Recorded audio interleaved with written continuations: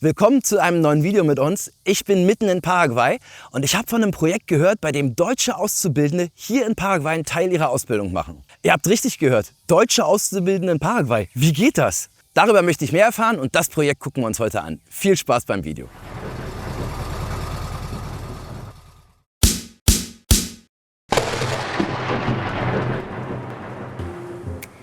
Wir befinden uns ca. 200 Kilometer östlich von Asunción, in der Nähe der Stadt Villarrica.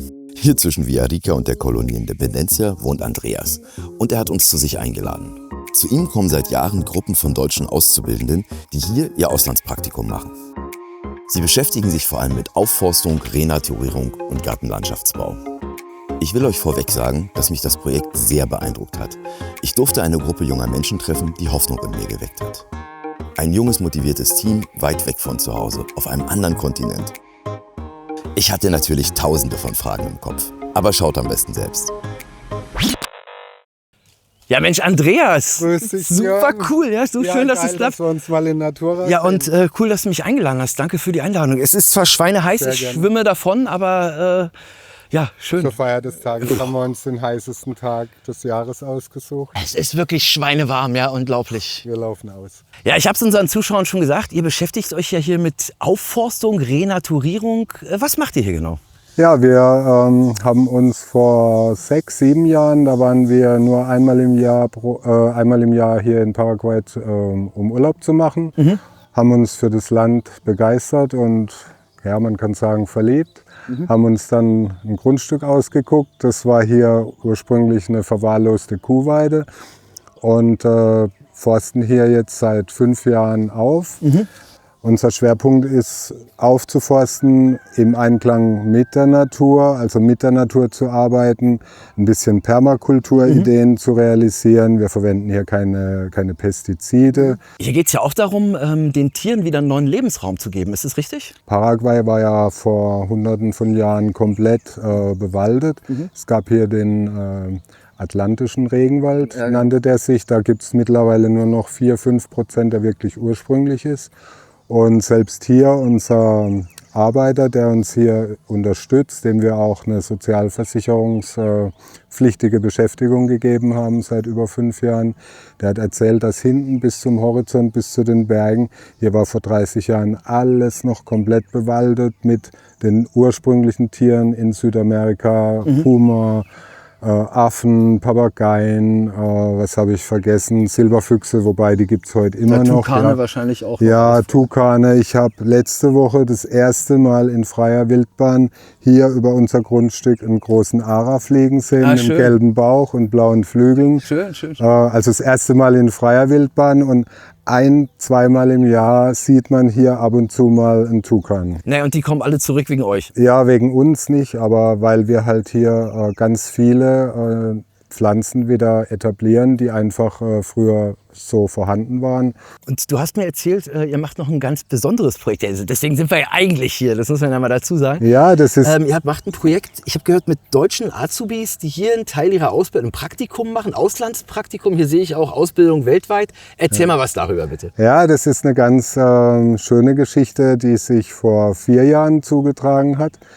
Da haben wir einen Kontakt bekommen nach Deutschland zu einem Gartenlandschaftsbauverband, und zwar der Verband vom Saarland und Rheinland-Pfalz. Saarland, Rheinland-Pfalz. Genau.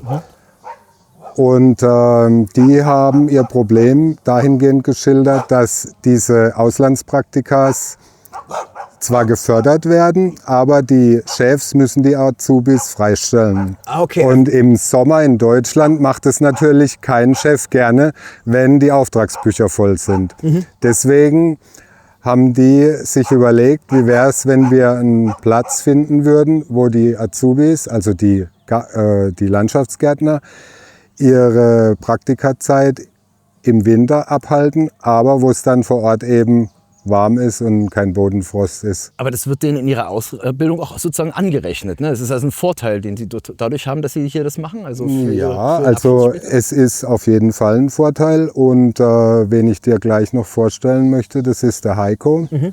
Der ist nämlich kein Azubi, also kein Auszubildender, sondern der ist Meister. Der Meister. Der Meister ist hier mit dabei. Schön. Und der ist nicht nur Meister, sondern der sitzt auch im Prüfungsausschuss. Ah, okay. Also der hebt oder senkt später mal den Daumen bei der Abschlussprüfung. Heißt, er kann hier nochmal so die gezielten Fragen stellen. Und natürlich im Lebenslauf, wenn du so eine Ausbildung machst und du hast in deinem Lebenslauf stehen, du warst mal in Südamerika und hast mit ganz anderen Materialien, mit ganz anderen Werkzeugen gearbeitet. Klar, logisch. Natürlich hast du da, sage ich mal, einmal Lebenserfahrung und deswegen mache ich das auch so gerne mit den Azubis, weil du kannst den jungen Menschen halt hier auch mal zeigen, wie es auf einem anderen Kontinent läuft. Und natürlich sammeln die hier auch Erfahrung, weil sie zum Beispiel, wir arbeiten jetzt zum Beispiel in diesem Projekt auch was mit Holz. Und in Deutschland gehst du halt in den Baumarkt oder die lassen sich dann vom Großhandel ihre Hölzer liefern und sagen da genau so und so lang, so und so breit. Das Holz ist fertig bearbeitet. Und hier fahren wir zur Sägerei. Und dann, also ich überziehe jetzt ein bisschen, dann wird erstmal der Baumstamm, ja, gefällt nicht, der liegt da schon, aber tatsächlich erstmal gestern gefällt worden. Also erstmal aufgesägt, gehobelt, alles so ziemlich viel mit Handarbeit.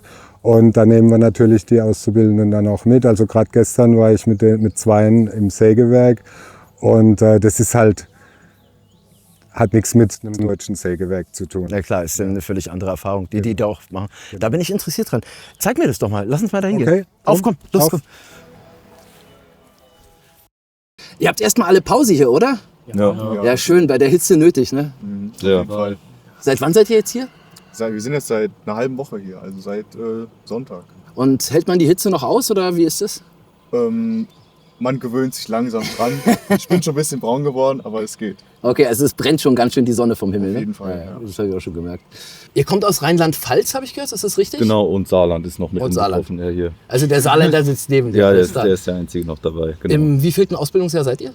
Wir sind jetzt eigentlich alle im dritten, außer Ich bin im zweiten. er ist im zweiten. Hast du Glück gehabt, sozusagen. Aber nicht mehr lange und dann wird es ernster, Aber dann kommt es zur Prüfung, ja? sozusagen, ja. Ja gut, einer der Prüfer sitzt ja hier sozusagen mit euch, das heißt, ihr könnt ihn sozusagen schon mal bestechen. Ist Ja, das ein bisschen einschleimen und so. Und dann, richtig? So muss es sein. Und du bist der einzige Saarländer, habe ich gehört, richtig, ja? Jawohl, bin Auch, ich. auch der Traktorfahrer, ja? Und der Traktorfahrer, Baggerführer hier, also Maschinist quasi. Ja, richtig geil, ja? So muss es sein. Ja, Mädels gibt's auch hier, habe ich gesehen. Wie kommt man denn zum Galabau als Frau sozusagen? Genauso wie die Jungs auch. Gute Antwort, gute Antwort. Ich meine, es ist aber schon schwere körperliche Arbeit, oder? Ja, schon auch. Also man muss es wollen, aber wenn man da Spaß dran hat, dann ist das schon ein geiler Beruf. Okay, alles klar. Ja. Und Galabau war von Anfang an auch so ein Traum von dir, so ein Traumberuf? Nee, tatsächlich, seitdem ich 12 bin, ist das mein Traum und ja, ich habe mich da relativ früh für entschieden und bin auch wunschlos glücklich mit der Entscheidung. Und ja. Ja, wunderbar. Du bist auch ein guter Ort, an dem ihr hier gelandet seid. Ja. Auf jeden Fall. Ihr habt jetzt schon angefangen, hier zu bauen. Was macht ihr hier genau? Was ist so die Aufgabe hier, die ihr verfolgt? Also wir haben zwei Gruppen, einmal die Gruppe Holz und die Steingruppe. Und die Holzgruppe baut einen Schwimmponton. Es gab schon einen, der war aber schon alt und morsch und den vergrößern wir jetzt auch noch. Von 3 auf 2 Meter auf jetzt 4 auf 4 Meter wird er groß und die Steingruppe macht quasi die Zuwegung am Ufer, dass man trockenen Fußes quasi auf den Steg für den Schwimmponton kommt. Genau. Cool. Ich habe gehört, du bist sozusagen das wie sagt man, das Frischfleisch. Ja, geil, ist ja geil. Ich wollte schon sagen, das Küken. Ja, es ist doch normal auf dem Bau, Leute. Seit wann gibt es denn keinen harten Ton mehr auf dem Bau? Oder gibt's noch, ne? Ja, ich wollte gerade sagen. Also, du bist das Küken sozusagen hier. Kommst du mit der Gruppe klar, mit den Aufgaben, die zu machen sind? Ja, auf jeden Fall. Ich denke mal, ich kann mich hier gut eingliedern, kann von den anderen auch auf jeden Fall noch was lernen. Und ich glaube auch, dass ich sonst relativ gut arbeite. Und du siehst einen Vorteil, siehst du einen Vorteil darin, dass du einen Teil der Ausbildung hier machst? Gibt dir das persönlich für deinen Job später und für alles drumherum was du in Deutschland nicht machen kannst? Ich würde schon sagen, ja, weil es gibt hier einfach eine ganz andere Pflanzenvielfalt. Allein wenn man sich hier die Natur anschaut, ist es einfach mal interessant zu gucken, was wächst hier, mit was wird hier gearbeitet, generell die Arbeitsweisen. Auch das Arbeitstempo ist hier ganz anders wegen der Hitze. Ist, würde ich sagen, schon auf jeden Fall wertvoll für die Ausbildung und ich würde jedem raten, wenn er die Möglichkeit hat, auch sowas zu machen. Wie seid ihr da rangekommen? Darf ich das jetzt auch noch fragen? Also war durch Zufall, Lotterieverfahren? Hat euer Meister euch gefragt, wie kam Nee, das war von der Schule aus, wurde ausgeteilt, so Flyer, Werbung gemacht, ja, hier, da ist ein Programm, ein Auslandspraktikum in Paraguay, dass da auch Leute angeworben wurden. Aus meiner Klasse war jetzt einer letztes Jahr auch dabei gewesen. Und dann konnte man sich dort bewerben. Per Bewerbungsverfahren hat man eine kleine Bewerbung geschrieben, Motivationsschreiben und so weiter. Und dann wurde davon abhängig gemacht, ob man dabei ist oder nicht. Wunderbar, na, auf jeden Fall habt ihr das große losgezogen. Wer hat schon die Chance, auf der anderen Seite vom Planeten seine Ausbildung zu machen? Richtig geil, ne? Absolut. Schön. Genau, von uns als Gruppe die Frage, wie kamst du eigentlich dazu, Südamerika zu bereisen? Naja, wir sprechen fließend Spanisch, also wirklich schon lange vor der Reise. Das ist ein Grund, dass es dadurch natürlich viel leichter ist, ein Land zu bereisen oder einen Kontinent zu bereisen, wo auch Spanisch gesprochen wird. Und dann ist Südamerika der Kontinent der großen Freiheit, also wo noch alles möglich ist, aber trotzdem nicht so arm wie Afrika. Das sind einfach so Gründe und wir finden halt auch die Abwechslung. Wenn man von Ushuaia, also von ganz im Süden, bis nach Kolumbien sieht, dann ist da alles dabei. Alles, was unsere Erde zu bieten hat, ist da. Regenwald, Wüste, Polarregionen, alles. Ja, und das ist der Grund, warum wir hier sind. Ja. Also du reist ja jetzt schon eine Weile rum. Ja. Kannst du so ein Land sagen, wo du findest, dass es dein Lieblingsland war hier in Südamerika? Also wir kriegen die Frage ja sehr oft gestellt. Ja. Und ich habe zwei Sachen. Also ich finde Argentinien ein sehr schönes Land. Also gerade die Region um Salta rum, die Andenregion, das ist echt richtig, richtig toll. Das ist so bunt, so wunderschön, gutes Essen. So ein bisschen wie Italien, könnte man fast sagen, aber halt viel urtümlicher. Und den Ort, den wir eigentlich mit am schönsten fanden auf der ganzen Reise, ist das Pantanal in Paraguay. Es gibt in Paraguay eine kleine Ecke Pantanal. Pantanal, zur Erklärung, ist das größte Feuchtgebiet der Erde. Okay, danke. Genau. Und dort sind Krokodile, Riesenotter, Schlangen, alles Mögliche. Und das ist richtig Urwald. Ja? Und das ist nicht weit von, das sind 400 Kilometer. Und das ist war mit einer der besten Orte, die wir je gesehen haben. Also so viele Tiere, so viele Töne, so viele Insekten. Also niemals mehr später gesehen. Ja, das war der schönste Ort, ja. Cool. Ja. Wie kam es denn zu den Videos? Also machst du das so aus dokumentarischen Gründen, so als Erinnerung oder als Aufklärung?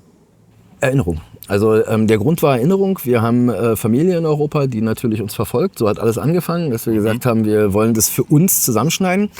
Ihr kennt es doch alle, ihr seid im Urlaub, ihr fotografiert 500 Fotos, dann habt ihr ganz viele Fotos gemacht, dann kommt ihr nach Hause und dann fasst ihr die nie wieder an. Ja, dann sagt man sich immer wieder, ja, ich muss die mal ordnen, ich muss sie mal ordnen. Macht man aber nicht.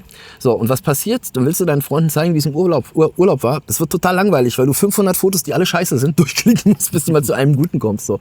Und deswegen haben wir gesagt, wir wollen es fertig produzieren, wir wollen unsere Videos fertig haben. Und dann können wir immer sagen, wenn jemand uns fragt, was macht ihr auf eurer Reise, guckst halt einfach mal hier und dann haben wir ein Video.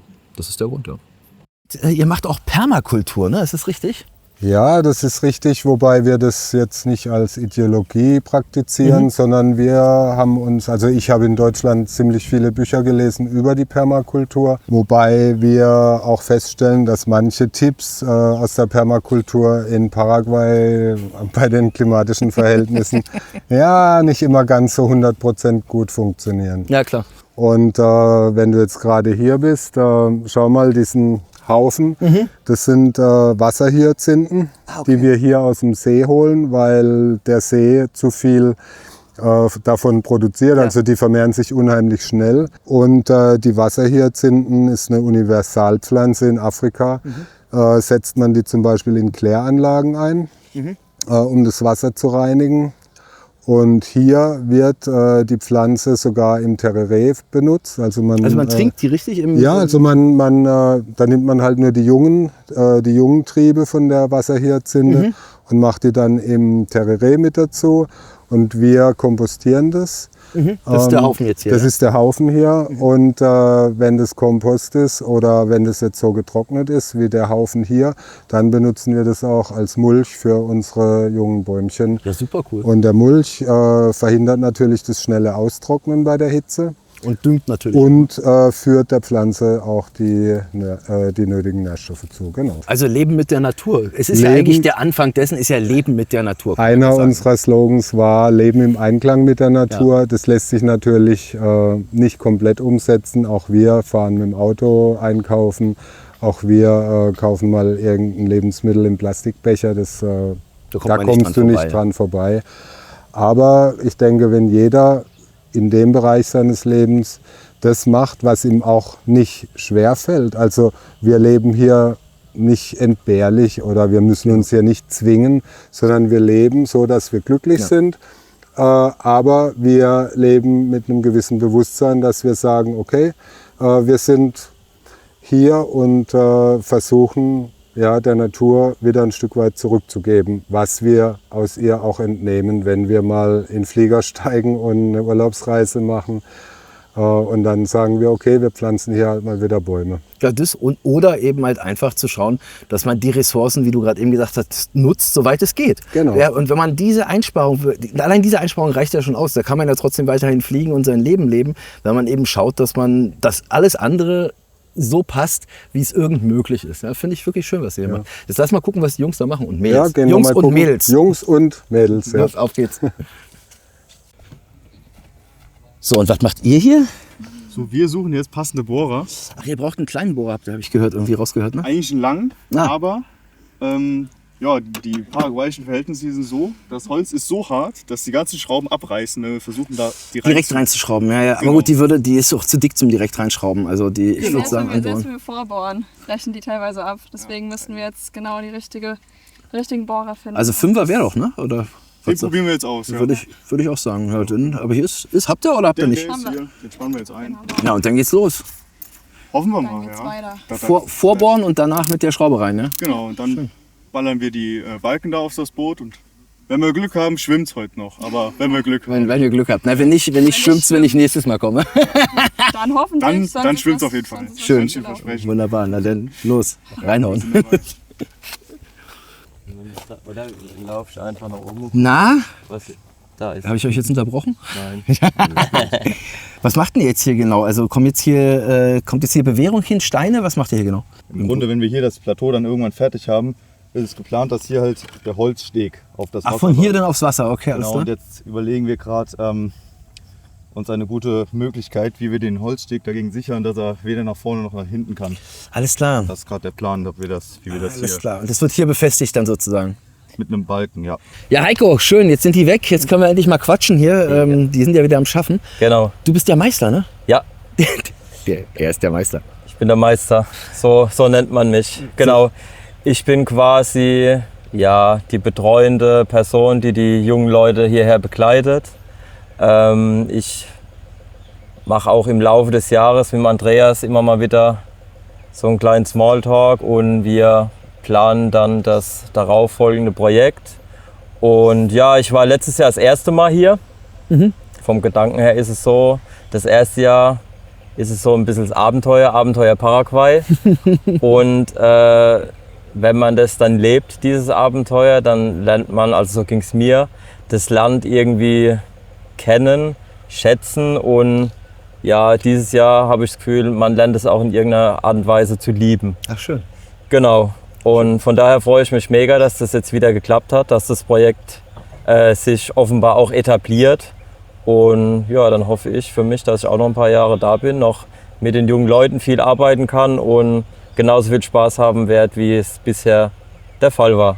Das ist von der Europäischen Union mitfinanziert, ist das richtig? Habe ich das richtig gesehen? Ausbildung weltweit ist da mit drin irgendwie? Man kann es vielleicht vergleichen mit bei den Studierenden Auslandssemester. Mhm. Man wollte für eine normale Berufsausbildung irgendein ähnliches Konzept irgendwie entwickeln, dass auch der in Anführungszeichen einfache Ausbildungsberuf oder der einfache Auszubildende auch mal die Chancen hat, sich zu entwickeln. Also, dass er nicht einfach nur zu Hause seine 4 Wände kennt oder seinen einfachen Ausbildungsbetrieb, sondern dass man einfach auch mal die Chance hat, über den Tellerrand hinauszuschauen, wie man so schön sagt. Und wie kommt man da ran? Also muss man als Auszubildender bestimmte Voraussetzungen mitbringen? Oder wie kommt man da hin? Gibt es das auch in anderen Bundesländern? Gibt es nur bei euch? Oder? Das gibt es tatsächlich in Kooperation mit Paraguay, nur in Rheinland-Pfalz, Saarland. Man sagt immer Rheinland-Pfalz, Saarland, weil diese Landesverbände von unserem Berufsstand, die sind in Bundesländer aufgeteilt.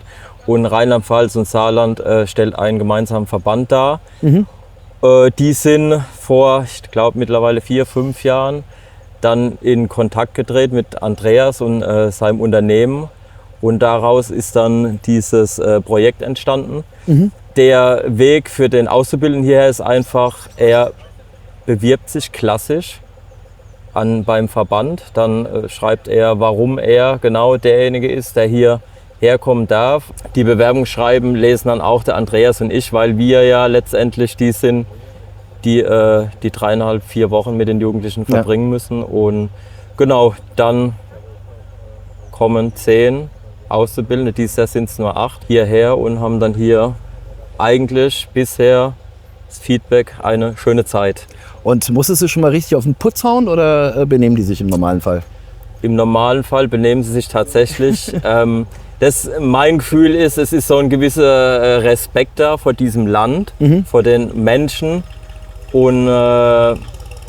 Aber es sind prinzipiell sehr sozial verträgliche und stabile Menschen. Ja gut, ihr könnt ja vorher, wie du gesagt hast, schon wählen. Das ist ja das eine Ding. Und das andere Ding ist natürlich, klar, wenn ich im anderen Land bin, dann kann ich nicht sagen, ja, ich hau jetzt ab, ich laufe jetzt mal schnell zur U-Bahn. Das wird ja, nicht. Das ist richtig. Das ist natürlich hier schon richtig geil. Genau. Manchmal sagt man ja, zum wirklich Erwachsenwerden gehört sowas auch dazu. Ja? Also wenn man mal weg ist von zu Hause, nicht zu Mami rennen kann und so, das ist ja alles gut. Ja?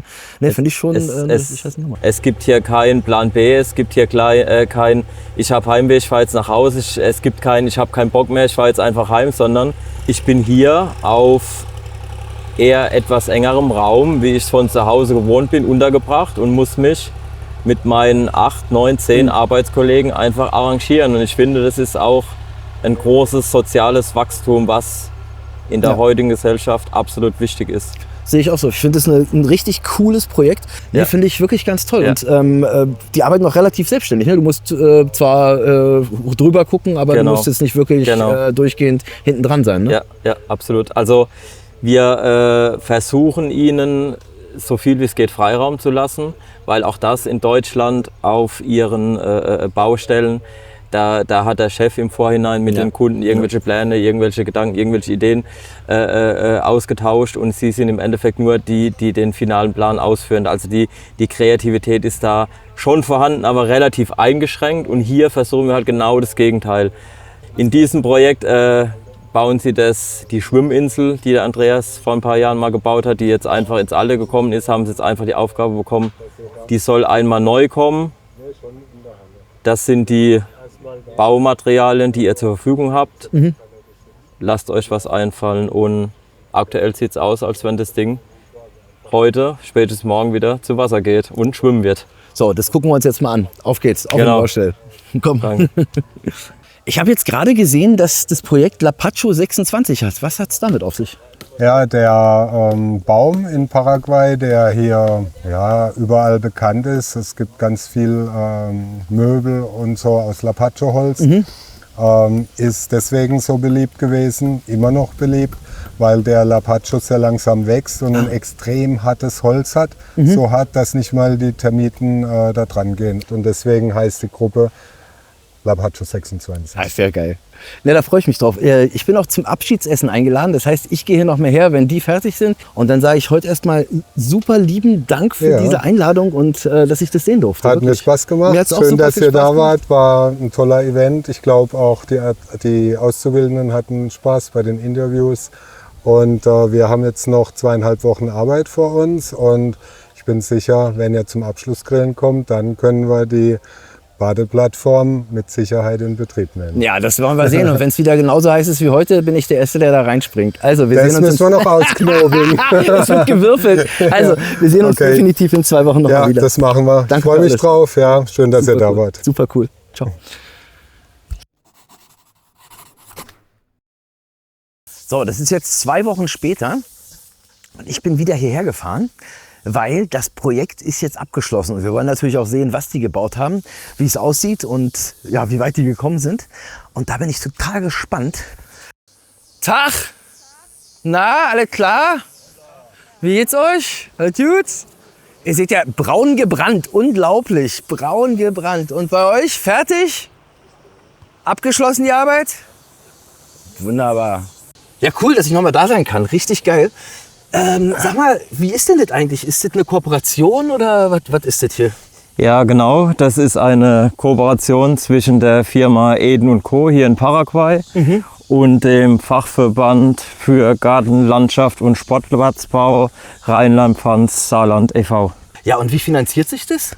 Das finanziert sich über Ausbildung weltweit. Ah, okay, das hatte ich gesehen bei euch auf den T-Shirts drauf, dieser Aufkleber ist das. Genau. Okay. Das ist ein Förderprogramm des deutschen Bundesbildungsministeriums. Ja, das ist ja total cool. Das heißt, dann können die einen Teil ihrer Ausbildung im Ausland machen, ja? Ganz genau.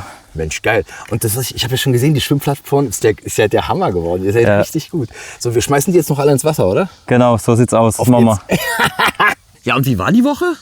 Boah, es hat mega viel Spaß gemacht. Also ich würde sogar fast für mich persönlich sagen, waren die lehrreichsten 3 Wochen meiner gesamten Lehrzeit. Allein deswegen, weil wir alles selber planen durften und machen durften. Und ich denke und hoffe, die anderen können sich dem nur anschließen. Und wie seid ihr mit dem Wetter klargekommen? Wir sind relativ gut mit dem Wetter klargekommen. Natürlich ist es eine Umstellung, sehr heiß, vom kalten Winter hier ins heiße Paraguay. Aber wir hatten echt noch Glück. Also was wir gehört hatten, letztes Jahr über 40 Grad im Schatten. Ja. Und da bin ich froh, dass bei uns nur 35, 38 Grad sind. Aber es ist was ganz anderes wie in Deutschland. Absolut. Also man muss sagen, es ist auch jetzt wieder sehr warm, aber nicht so wie Paraguay sein kann. Also Paraguay kann so heiß sein, dass du wirklich nicht atmen kannst, dass du echt im Schatten sitzen musst, Tereré trinken in der Hängematte und einfach mal bis zum Nachmittag warten. Ne? Jede Mittagspause habe ich auch eigentlich in der Hängematte geschlafen, weil ich auch schon von der Hitze ist man schon geschlaucht. Aber ist doch voll cool, dass man auch mal so eine Möglichkeit hat, so ein anderes Leben kennenzulernen. Ne? Auf jeden Fall. Ich finde das auch so, die Arbeitsweise, wie man hier arbeitet im Vergleich zu Deutschland, ist was anderes und war richtig schön zu sehen. Cool, mich freut es. Also freut mich sehr, dass euch das gefallen hat. Und ich würde sagen, wir probieren jetzt mal die Schwimmplattform aus. Ne? Auf jeden Fall, das müssen wir. Habt da richtig geil gebaut so und ihr seid jetzt dran. Ihr fliegt jetzt da rein.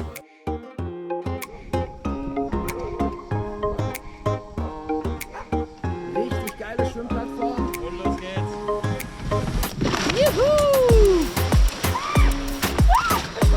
Habt ihr echt super gemacht. Ist es kalt? Nee, es ist warm. Total warm.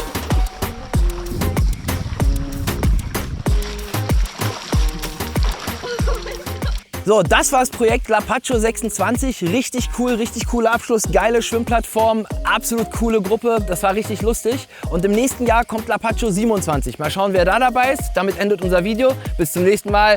Ciao! Bevor wir aber heute Schluss machen, geht noch mal ein ganz besonderer Dank raus an meine beiden Kamerafrauen. Ich hatte 2 Praktikantinnen, die mir geholfen haben, dieses Video zu realisieren. Ohne die wäre das nicht möglich gewesen. Deswegen ganz, ganz lieben Dank an die Kamerafrauen. Und wenn euch gefallen hat, was ihr hier im Video gesehen habt, dann schaut euch doch mal als nächstes dieses Video hier an.